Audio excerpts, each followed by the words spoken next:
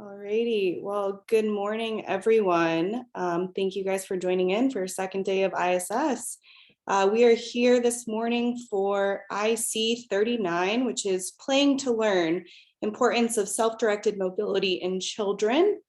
And today our presenters are going to be Lauren Rosen and Jennith Bernstein. So everyone, please just put your questions in the chat and we'll have some time at the end of the presentation for your experts to answer them. So I'll let you guys get started. Excellent. I think Lauren is working on getting her desktop here to present. There you are. You want to start us off, Lauren? It didn't want to play nicely there. So I'm Lauren Rosen. I'm a physical therapist in Tampa, Florida. I have been here for 22 and a half years, almost 23 on my current job. I run a seating clinic and I run a 3D gait lab.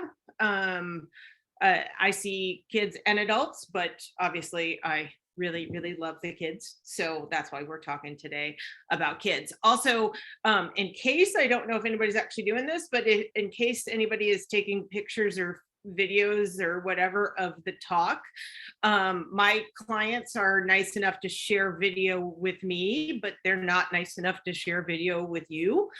So please don't copy anything that I have videos of, because my clients would be a little unhappy with all of us. All right. Yeah, and in our handout, we did provide a slide handout, but took those photos and videos, of course, out of that handout. So thank you, Lauren. And my name is Jennith Bernstein. I'm a physical therapist as well. And I previously worked at a spinal cord injury center in Atlanta, Georgia for about 10 years and didn't really get to work with children very much until I started working with Permobile 6 years ago today, actually, as a clinical education manager, and now in a clinical affairs role, which I'll of course disclose in just a second. But we're really excited to have you here. Oh, we just got a note in the chat that we couldn't find the handout. Okay, well, we'll make sure it's uploaded as soon as we get done. Thank you. So we can hope you enjoy our presentation today and our wonderful creative slide deck that Lauren picked out for some levity to go along with this virtual conference here. So we can go ahead to the next slide. So just to review our objectives, we hope that after attending our talk today, that you'll be able to recognize 3 areas of development impacted by mobility, talk through some do's and don'ts about assessing children for power mobility, discuss 2 obstacles that you may encounter when obtaining power mobility for children, and identify 2 considerations for manual wheelchair setup for support and age-appropriate positioning. So we can go to the next slide. Lauren, of course, as she mentioned, is a treating physical therapist there in Florida and does not have any disclosures to declare, and I am a full-time employee of Permobile. So this image is from a publication called It's About Ability, which was a learning guide for children from the Convention on the Rights of Persons with Disabilities by UNICEF. And this drawing was completed by a 13-year-old in Italy and just depicts how important our role is in equipment provision to help kids fulfill their imaginations. When we stop and listen, evaluate individually, and apply clinical decision-making, we have the opportunity not only to provide just compensation for disability, but to really provide a lens for how children can see equipment and open up their world. And really be included equally in what we say, quote, mainstream activities. When a child senses that their equipment can give them mobility, independence, comfort, and support that they desire, they can continue to grow and reach their dreams. And next slide, please. you never know, they could actually become a touring rock star like Eric from the band Portugal the Man. And so to really be able to show not only through equipment, but through representation, what equipment can do for someone is really critical. And so check out that article in New Mobility if you'd like to learn more about Eric. So as we move into the development objective, it's important to look at how ability and mobility influences the whole child. So most of us, or many of us, are familiar with the ICF framework, and there is a version of the ICF YP for young people but I really wanted to highlight how Can Child interprets the ICF model, and particularly using F words. And so if we look at some of the work from Diane Kay and Can Child, when we go through this framework, function is what we typically think of as our activities, or in the adult population, ADLs, right? MRADLs. And those are age dependent, we know. And it can be simplified just as what type of stuff do you want to be able to do? When we look at fitness, that's our body functions and structures, and that's just learning and understanding how to stay healthy, even if it's in a different way than other people. Friends represents our participation aspect, getting to know new people, meeting new friends, having fun with them, learning with them, and they actually state growing old with their friends, which I just love. And then for environment, that really starts with the family and the caregiver support system. This can be the influences that a person that child trusts and knows the best provides in their lives, and really listens to them.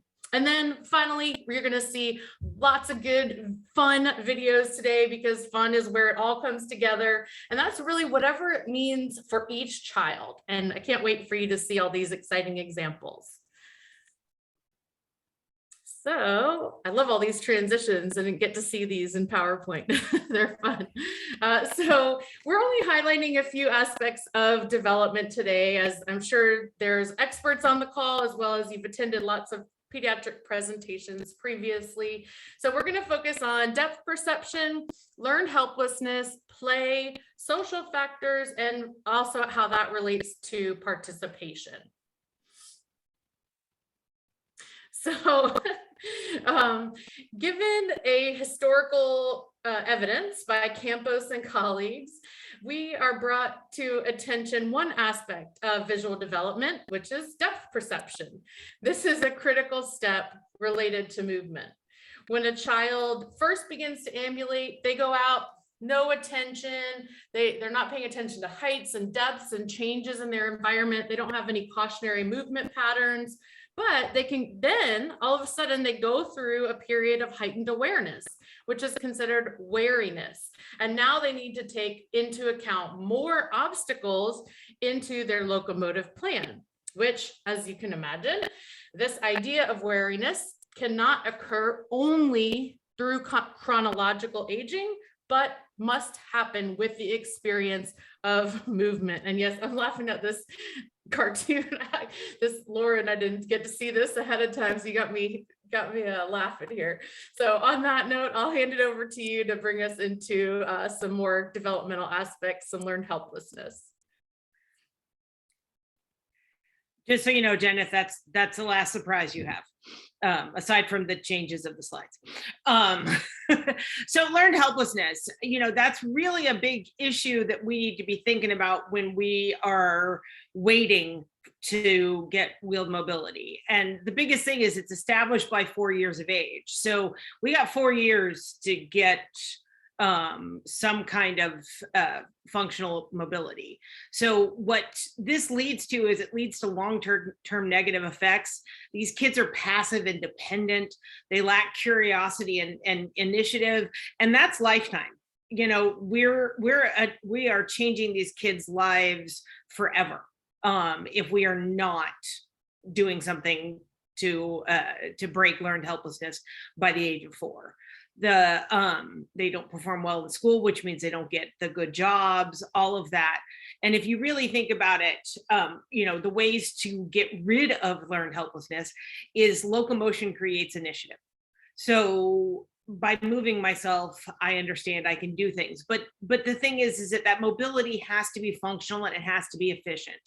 And, in some cases, when you really look at this stuff, you see kids with reverse posture walkers, those kinds of things, where they're really struggling to move themselves. Or, they're only getting to crawl on the floor for short distances. And that's not functional and that's not efficient. So those kids are not learning self-efficacy from that movement. So we really need to augment the current function, whether it's going to be a kid, and you'll see in some of the videos and case examples, some of these kids are going to walk, but they're not walking yet. And so we need to get them moving so that we can help with their development now, rather than waiting. Work equals play in kids. Play is very identity forming.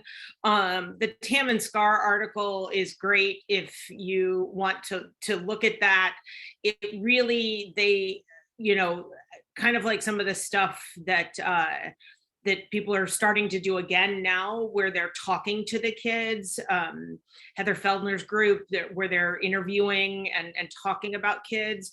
Talking to the kids, it's really important because, we can watch kids play and we see that they have more solitary play when they have disabilities, that they play more with adults. And when they play with other kids, they tend to be in lower status roles. Like if you're playing school, one person's always the teacher, one person's always the student. Some of the kids always get to be the mommy, and the other kid always gets to be the child. And there's a great example. I try not to use it significantly, because, in this day and age, we don't use that, but there's a great example in the article about a child describing how he and his friends used to play war. Again, not allowed on a playground these days, but it was, if you listen to this child describe the play, he gets included with his able-bodied, typically developing friends, but he doesn't get to do everything that they do. They play war and they keep fighting till everybody is dead, and it's a whole thing. And he's always the first one to die because he doesn't get as good of a weapon, a pretend weapon. Pretend is real important there. And I used to say a lot, but I try not to say it quite as often, but I want my kids to kill other kids. Not realistically, but I want them to be able to be in those roles. And if, that's what those kids want to do, my kids should be able to do anything they want to do. They should be the teacher, they should be the mommy, and they should be allowed to kill other kids and pretend play. If you see this, this is just a little example of We can how put this not in to the play. what not to do with your chair video. If you listen to my voice in the background, that is How my not to office. play. That's Maya and Sarah, and her sister Claire, showing me how they like to play together, the two of them. Just so you know, Sarah is about to graduate from college right now. So she is a full-time wheelchair user, but she is sharp as a tack. But when she was little, that's how they played. And that's kind of awesome, even though it's not good for the power chair. I do not encourage that in other things.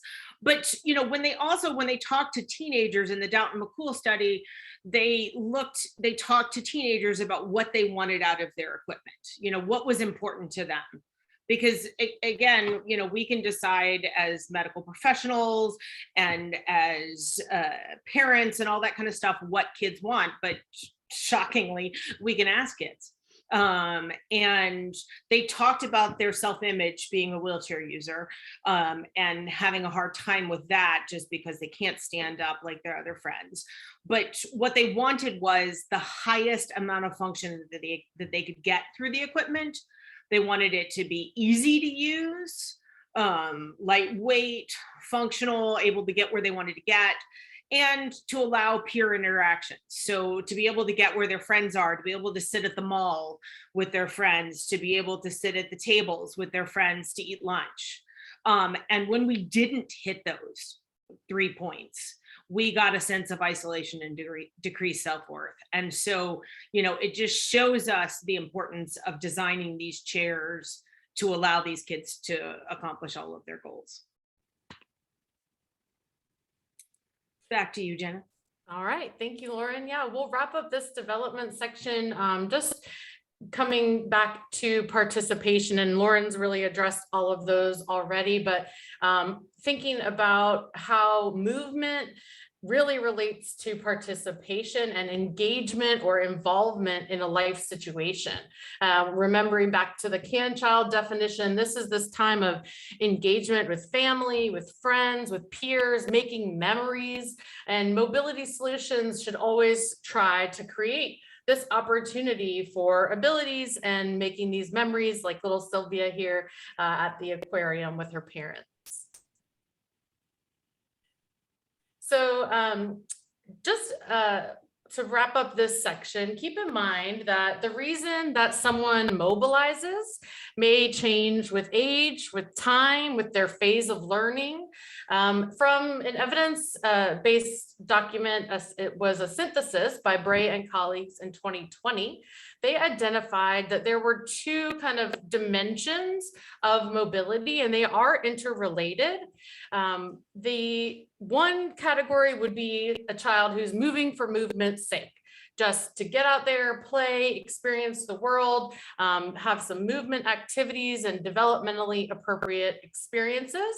And then we also have children that have destination focused mobility. So getting from the classroom to the lunchroom in a specific time frame, with all of their peers, being able to keep up and with a specific goal in mind.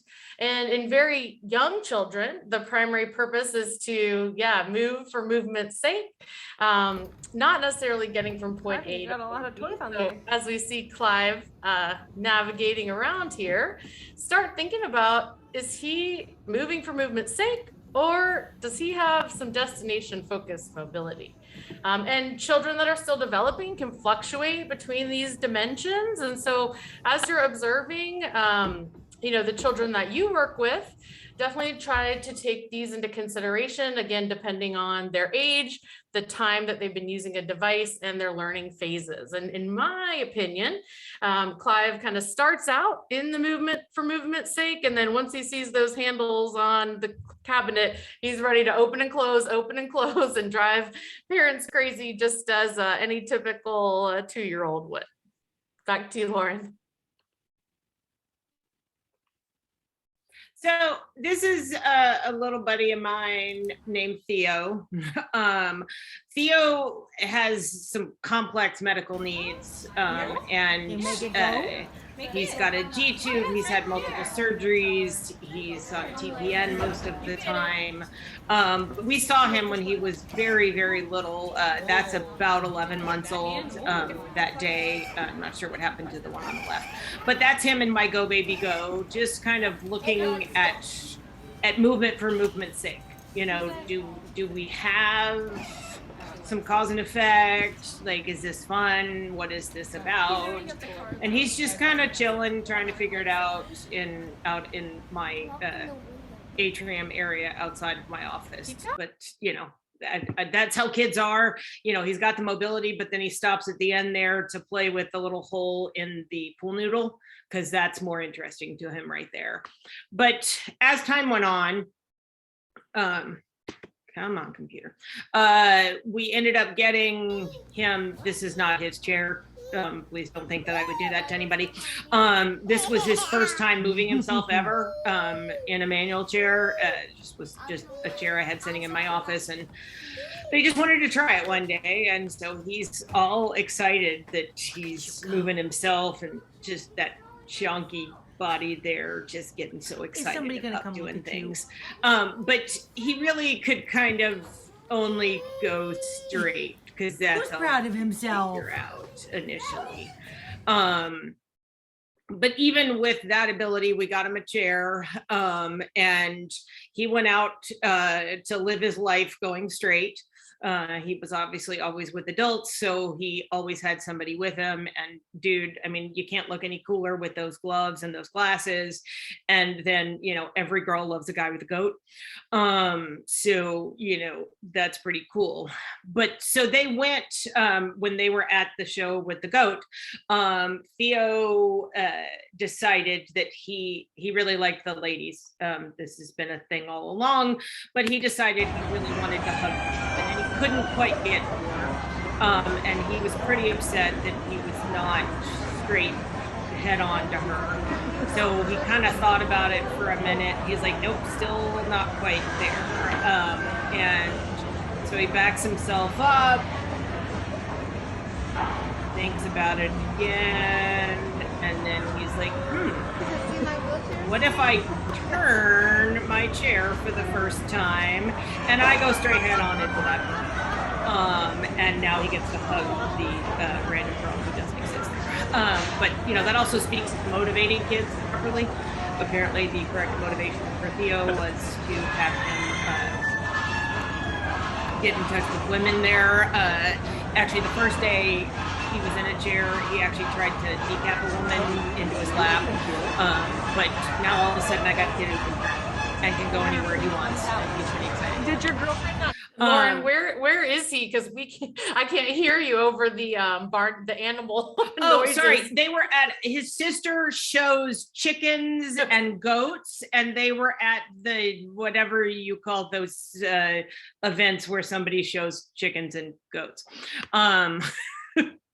But just to see, we pretty much so were sure that Theo, as he got older, was going to learn to walk. And darn it all, Theo learned to walk. He runs around. He bounces on trampolines now. He's still in therapy, but we got this kid knowing that he could walk from very early on, and that's really made a difference to him in his development. So we got him independence early to supplement his function until we got the ability to walk. Come on. So this is Daniel. Daniel was actually born with an avulsion of his spinal cord at the C6-7 level. So his parents knew from the start that this child was never going to walk. So this is his first day in a power base, moving himself at all. And he's doing what most kids do, which is spinning. I don't have any sound attached to this one, right, Jennith? Okay. So he's just spinning around, trying to figure out the world. I think he looks a lot like a Cupid doll at this point in time. You'll see he's quite a bit older now and hates when I refer to him as a Cupid doll, but you know, he's never going to walk. He's super tiny. And his only source of mobility is going to be a power chair at this point in time. And he's just rocking that power chair. That was not his eventual power chair. This was just an old system where we could put a stroller base that was his stroller base on top of a power chair base. Was kind of cool at the time that we could do that. But so as Daniel got older, Daniel's had a number of different types of mobility over the years. He's tried every chair that exists out there, pretty much so, from the chair on the left, which was a seat to floor, like it goes all the way down to the floor. He was originally, that's where he started. In the middle there was in a medical stroller, and he even used a standing power chair for a time. But, you know, they've always made it fun. His mom is amazing at creating things. So, you know, we've got Thomas the Tank Engine over there. They're actually out at a place where they're doing stuff with trains. So he's dressed like a train, hanging out with trains. So he thought that was cool. Even though the face is not so great, because by that time he was in that maximum destruction chair over there on the right side. He was done having his pictures taken for the holidays. But you can see his mom made him that really cool, it's a video game, something or other, back in the time when that chair was. I don't know the video game, but you know, they continued to make the chair fun except for his face. But, you know, I mean, Daniel did everything in his chair. He was in the school pageant there where they're all wearing like farmer costumes and stuff. And he went up and joined the band at a restaurant there, playing the maracas with them. You know, he was able to experience things that all kids experience, from the shows to the going up and playing with the band stuff. He also played sports. He did horseback riding. He skiing over there, a little bit of sled hockey. He actually, I didn't put it onto here, but tried to play wheelchair rugby for a while. Then he decided that school was kind of more important. He wanted to hang out with his other peers. So if you see that picture there, that was his junior year of high school. He was the manager for the football team. So, you know, you don't see a lot of power chairs on the sidelines of football games. But he knew he could do whatever he wanted, because we started him out doing whatever he wanted and giving him that ability. And he managed the team. He has now graduated from high school and has just started college this year, which is horrifying to me because I still see him as that little Cupid doll, because I don't see him anymore. They moved to Colorado quite some time ago, so I keep in touch with his mom, and that's how I get all the fun pictures of Daniel's life. But again, you know, this is starting these kids appropriately with things that they can play in and empowering them to play the way that they want to play, and two great outcomes from that. And Lauren, how old did you say that Daniel received his first power chair, or that you started? We evaluated him at 11 months, and then what do you call it? We evaluated him at 11 months, and he got the chair at about 14 months. Okay, perfect. That was just a question I thought we'd address before we moved on. And I'd love that series of videos and photos, because one, for you to stay in touch with the family for so long and see his changes, and also just how strong that photo narrative is in telling the story and what he's able to achieve and engage in and participate with. So I love that. So let's talk a little bit about the process of introducing power mobility. And I think I just took over, and Lauren, you were gonna do this slide. I apologize. I thought it was my turn next. I get too excited. That's okay. Talking about the kids. Some of the do's and don'ts of power wheelchairs. First of all, do's, we have to program chairs before we put kids into them. I still have, I didn't put it into here, but I have a great video of somebody crashing into a lot of stuff because we didn't program a head array before they got into it many, many years ago.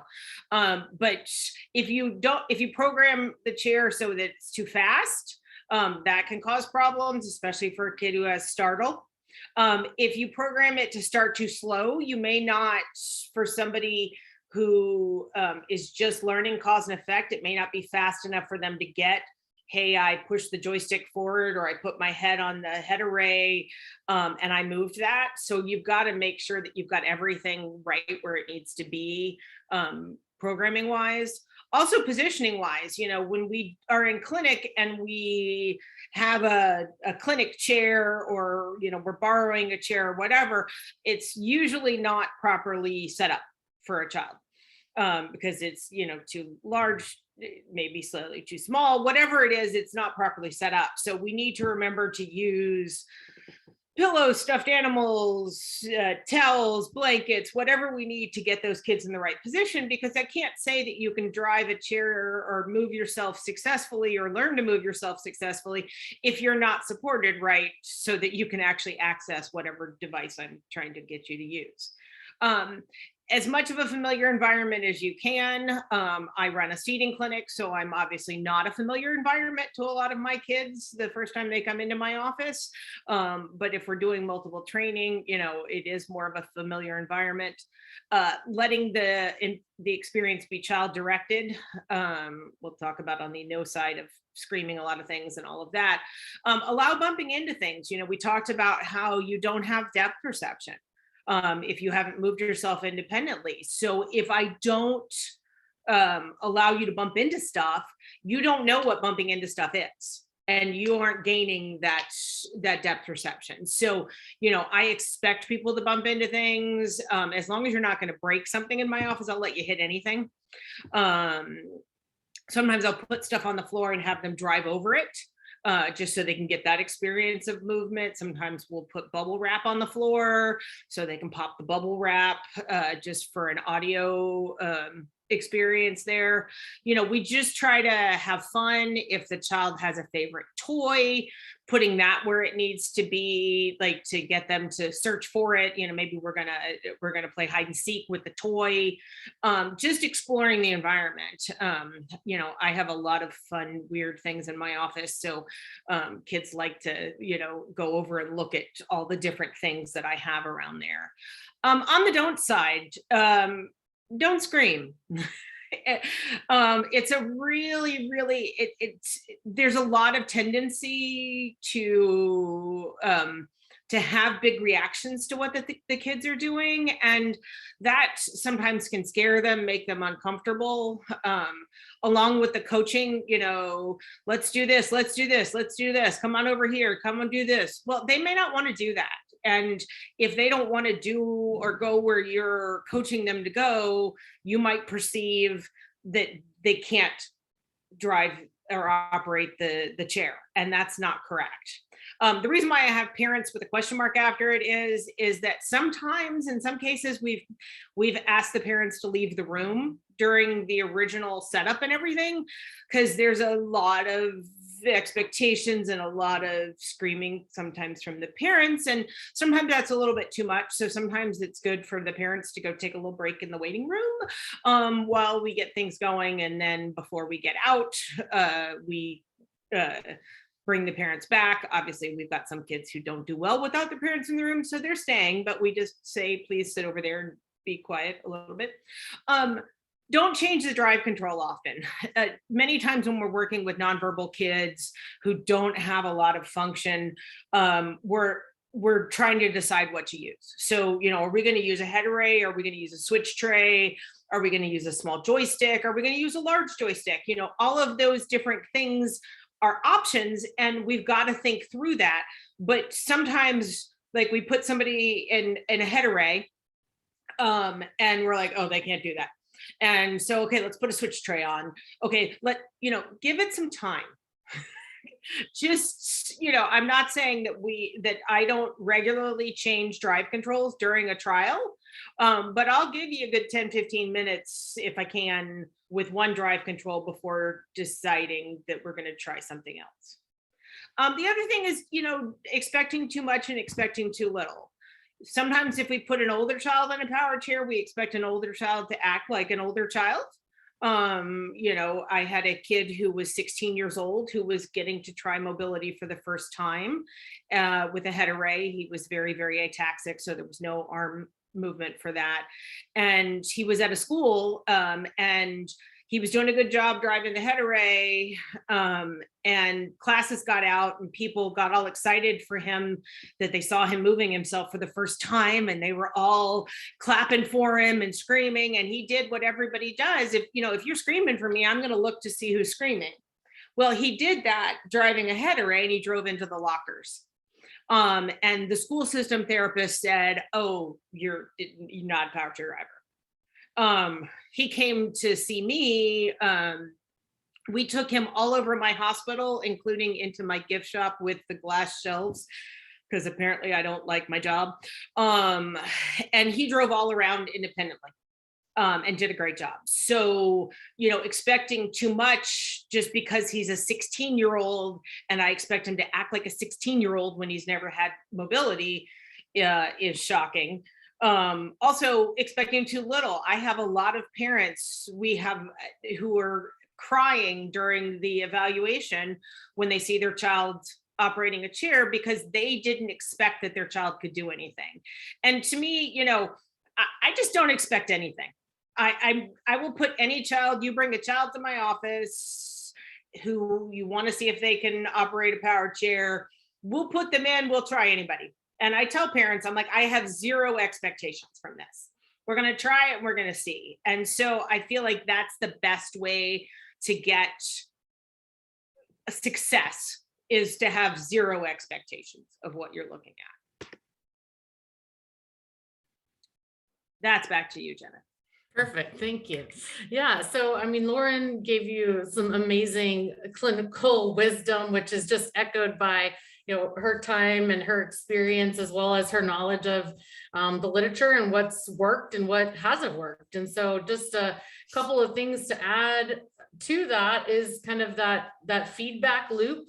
When you are doing that training, to try to acknowledge what the child is doing and how they are being successful, or just what they actually accomplished. And that can really help to facilitate that intrinsic motivation. So when they remove their head from the head array or take their hand off the joystick, acknowledge, oh, you stopped.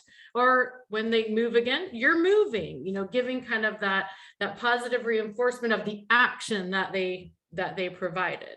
And then really giving them time to problem solve, right? Part of this is learning just the problem solving capabilities, not just the movement and not just the functional goal direction.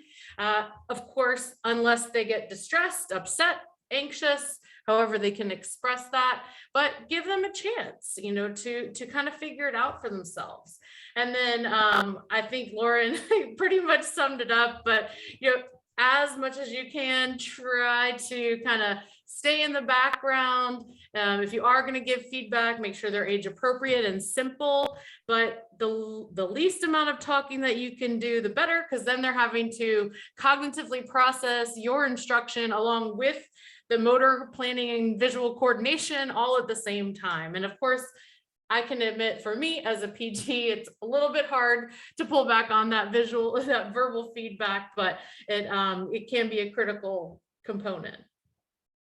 And then a couple of things just to think about to avoid is really what Lauren said about that expectation, but not just for that visit, but for the time that you're evaluating the child. It might not be in 1 hour, 2 hours, if you're granted 3 hours of an evaluation, that they are not going to be functional. So it might take days, weeks. I know there's some studies that have shown it's taken, months to almost a year for a child to be functional with power mobility. And again, that primary goal is that problem solving.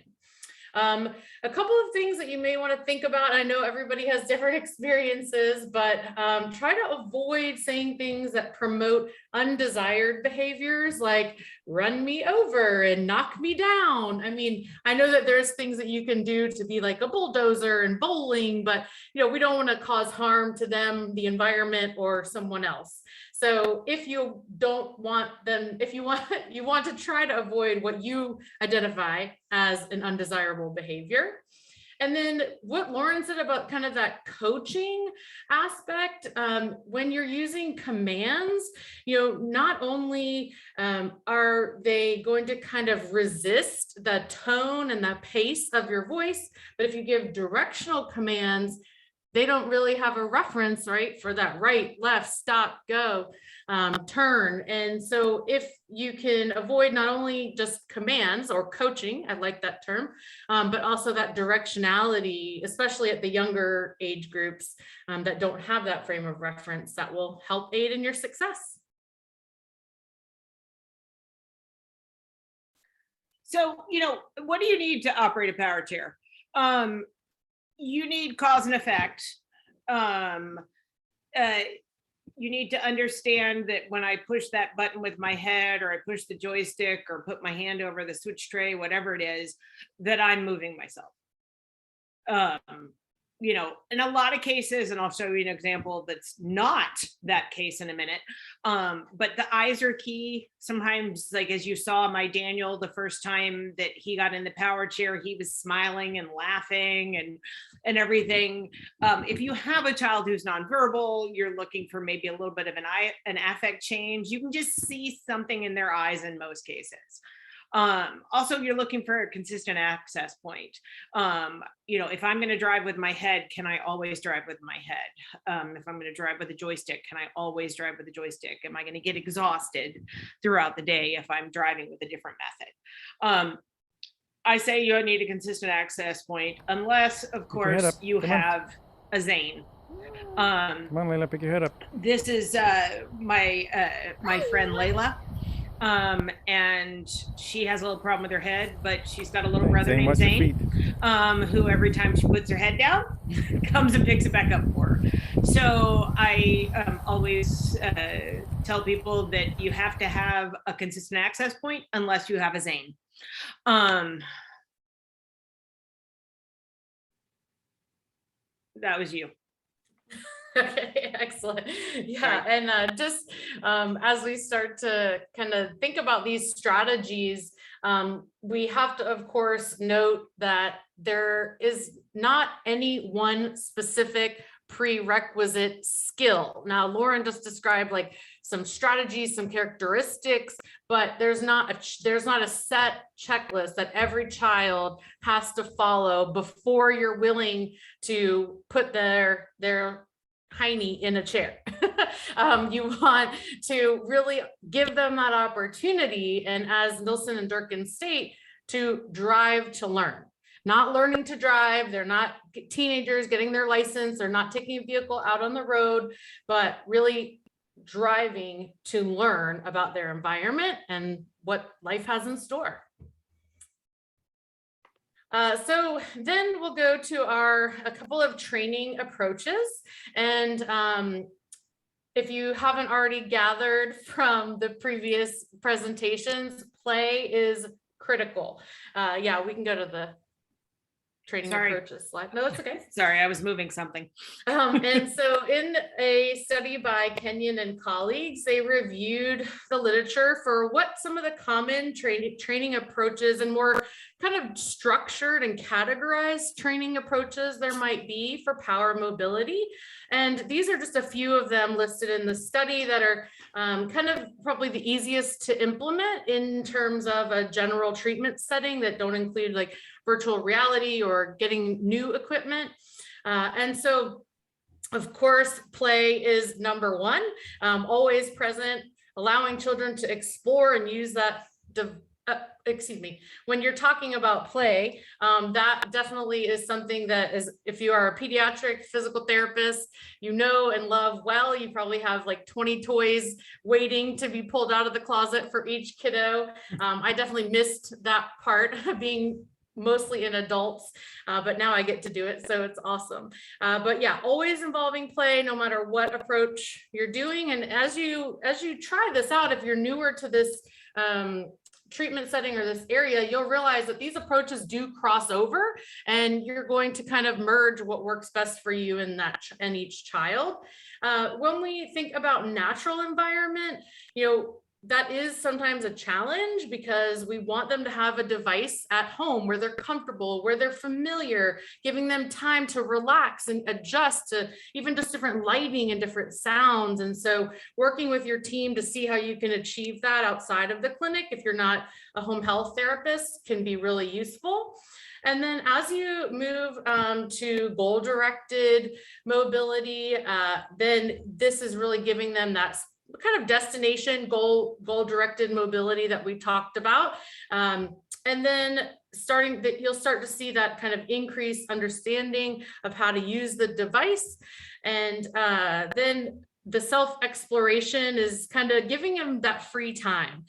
You can have some structured structured sessions, but then also just allowing that freedom of exploration, because you might realize that they notice something that you never thought that they were even aware of. I know I was shared a story about a young boy who was in a power mobility device for the first time and went up to one of those little bubble towers and that like lights up with neon, and the family and the therapist had no idea that he was even aware that that existed in the room.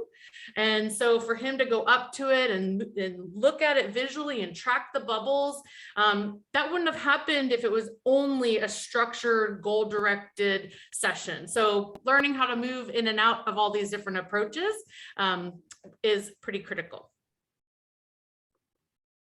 So just a quick thing here. This is Veronica. I just want you to see somebody who does not have an effect change, who doesn't look like she is necessarily knowing that she's doing anything to move herself. This was day one trying a power chair. There's no change in the eyes. There's no change in anything. She kind of moves herself around, but you can't tell that she's doing anything. But when we took the chair to the house, you can see, again, there's still no affect change. There's no smile. There's no change in the eyes, but she goes where she wants to go. So you can't just count on that.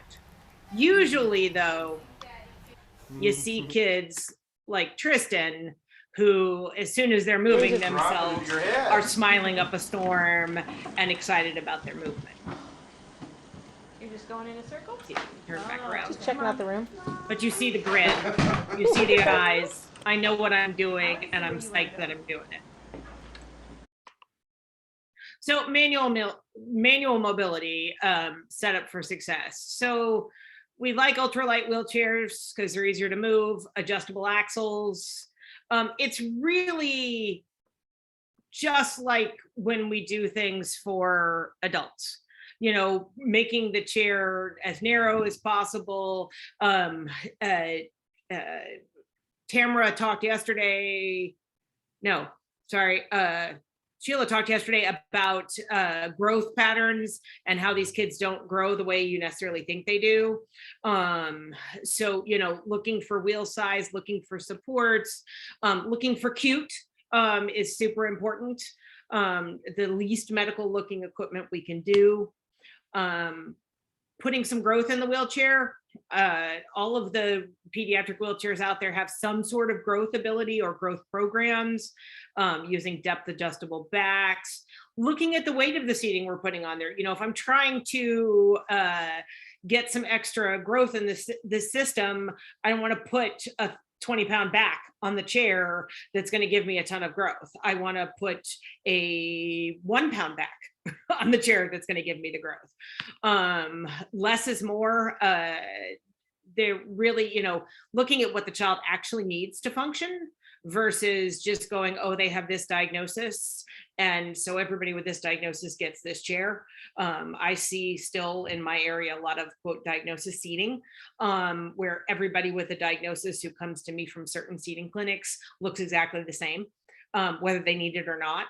And we start taking stuff off and they're like, wow, I don't need that stuff. Wow, I don't need that stuff. And it's just always surprising to me that people still seat for diagnosis and not for the child.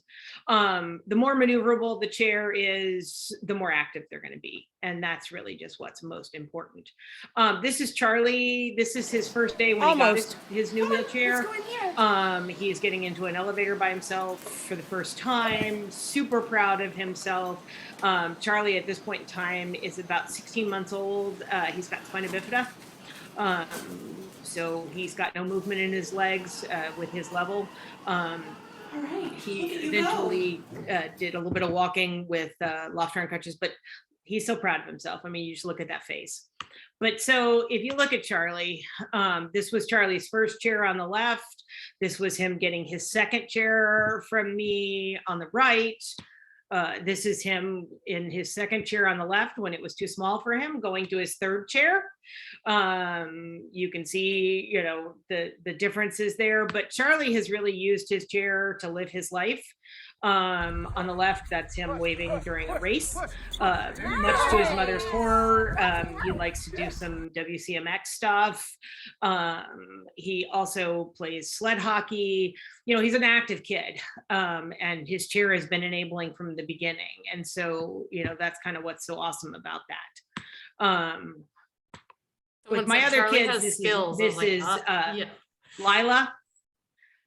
She's adorably cute. I mean, any kid who has a pink chair with purple anodized parts is pretty adorable. But that was the day she got her first chair with us.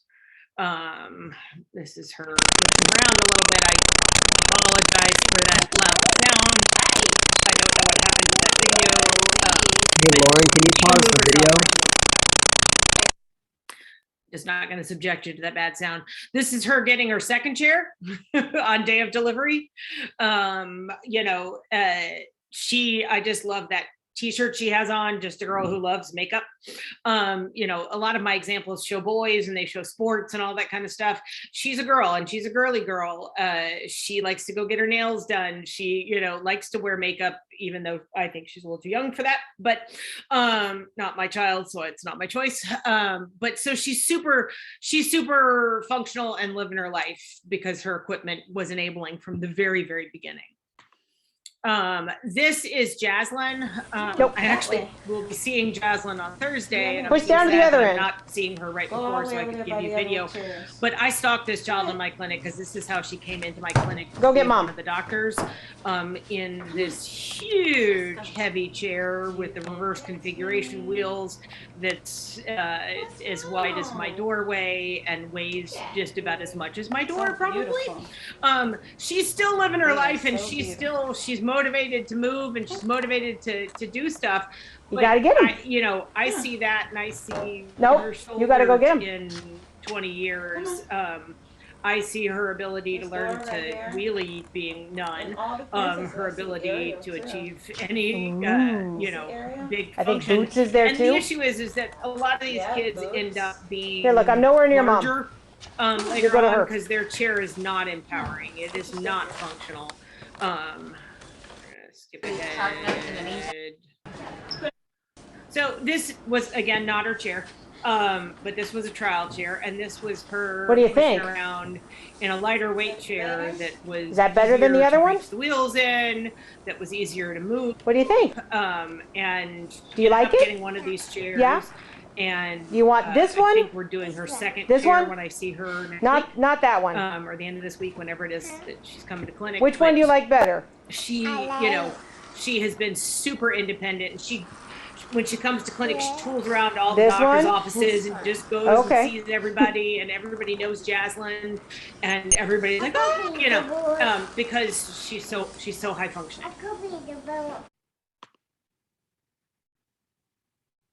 This is you. Perfect.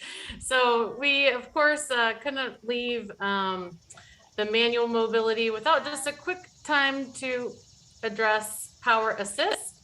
And it's a little bit outside of the scope of our objectives and our time here, but I just wanted to mention that kids for sure can use a variety of power assist devices. That's Wyatt with his older brother.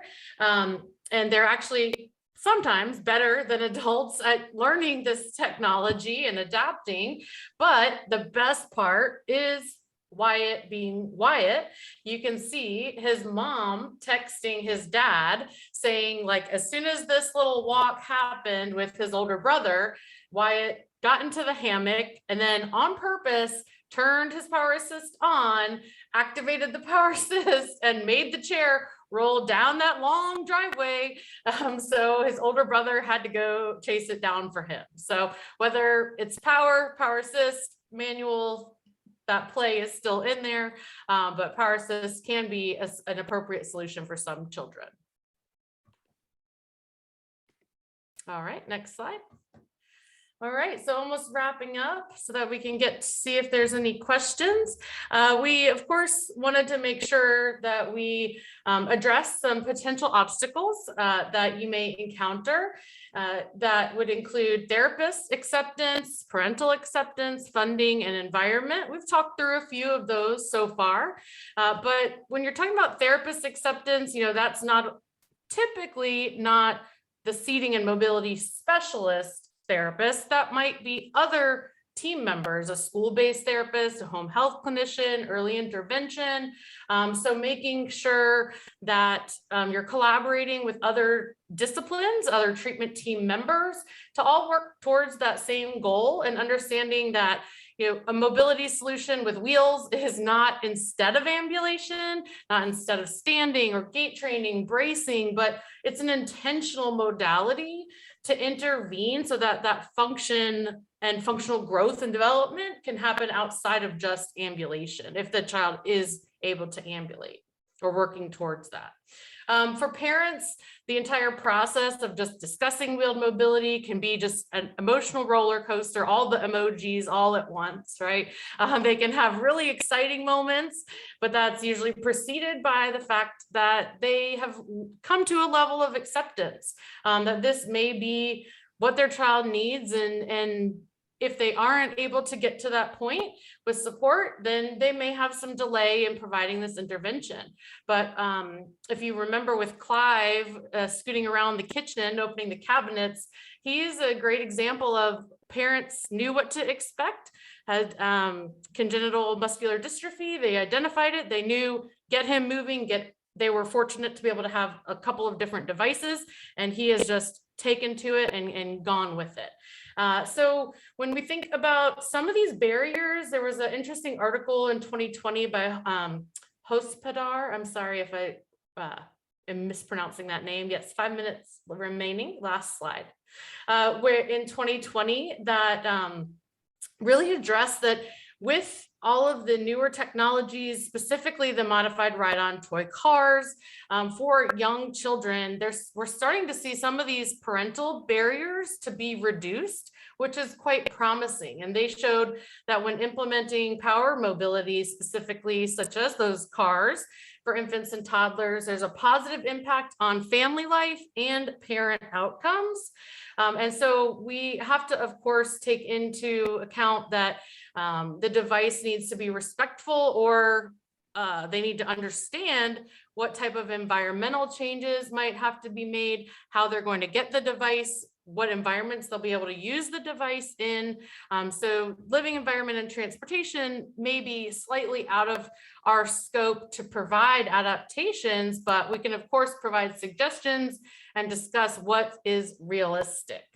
And so funding, save that for last. That's not the good F word that we started this talk out with. But yeah, I mean, in pediatrics, as all of you on this call are aware, it's always a challenge with how many devices do they need? What order do you get them in? How do you bill them? How do you code them? How long will it last? So be prepared with both primary and alternative solutions for funding, and then that team approach of knowing your local resources, using case management, using, early intervention, and of course, using your provider partners to decipher through the funding maze. There's no one solution, and every state and every funding source is different, but continue on and push into that best practice. So that's where we will wrap up here. I think we have our email addresses. And then we can take a look at the chat if we want. Anything else you want to share, Lauren? I don't think so. I think I was pulling up the questions there. My favorite is, yes, emotional support goat. I am in full favor of the emotional support goat. Emotional support goats are huge in Florida, let me tell you. There's lots of things that we don't do right in this state, but emotional support goats, we're right on top of that. Lauren, there was a couple questions about just like, for some of these kids that you have worked with for so long, what are you doing to kind of document all of these changes, like as far as any kind of outcome measures or tracking measures? Are you using anything in particular other than the photo narratives? You know, I go back and forth all the time with doing different things. I've tried a few of the tests. Some of them don't work so great, and some of my hospital is very difficult at working with. There's a newer version of the FMA for kids, but last I looked, it wasn't fully released, and so you had to do something, and my hospital wouldn't let me do it. So it really, you know, I don't have a good measure. I will honestly say that. I will say that I love tracking my kids. I love seeing them. You know, I've seen them for so many years now, and you know, you got to see some of my patients that I've seen for years, and I'm seeing such great results from those kids, and seeing them living their lives, and seeing some, you know, when I got into pediatrics, you know, I was getting a lot of kids in the 16, 17-year-old range who were overweight and who had chairs that were not empowering for them.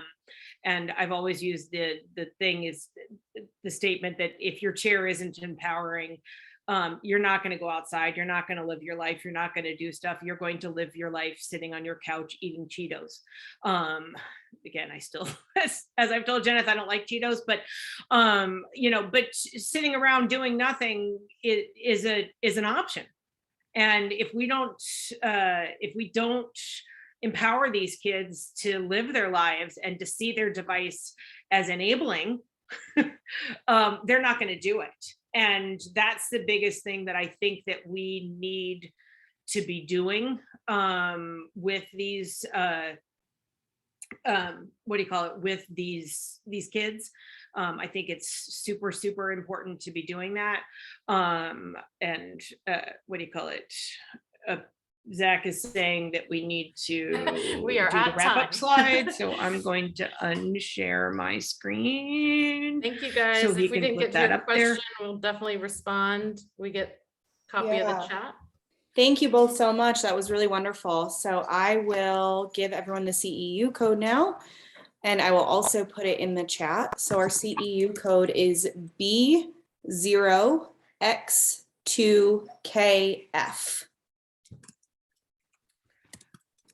And if we didn't get to your stuff and any of that, please, obviously, you've got our email addresses, shoot us an email.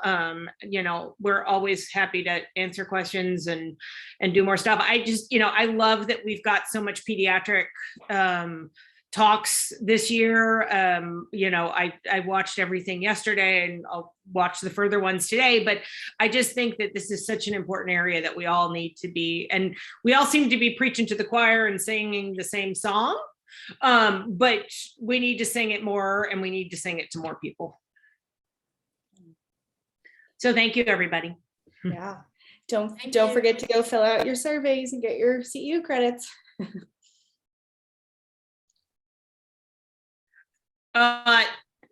No pictures from the presentation on social media, whoever was asking that. I mean, if it's a picture of a slide, that's fine. If it's a picture of a kid, no, please don't. I'll get into big, big, big trouble. Thank you for asking. Alrighty. We're gonna And stop Lauren, the recording now. Okay, thank you. Yeah. Yeah, do you mind to put a